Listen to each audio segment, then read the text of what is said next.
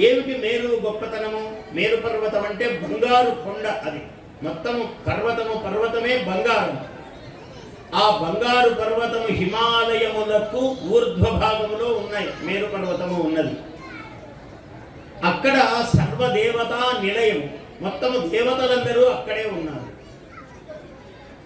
దేవతా సర్వస్వము మేరు పర్వతము మీద ఉన్నాయి. అందుకనే శ్రీచక్ర మేరువు అని మనము పూజ చేస్తాం. శ్రీచక్రమును మేరువుగా అమ్మవారు అక్కడ మేరు మధ్య భాగములో బిందు స్థానములో అమ్మవారు శక్తి స్వరూపిణి ఉన్నది అని పూజ చేస్తాం. లక్ష్మీ నరసింహస్వామి కొండ గుహలో ఎందుకు వెలిశాడయ్యా?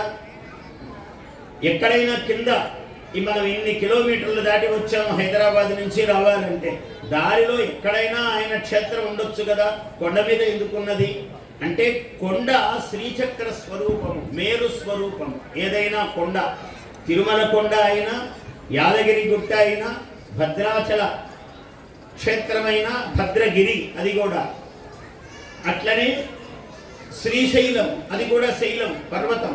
మీరు ఏది చూడండి ఒక పర్వతమే అయి ఉంటుంది.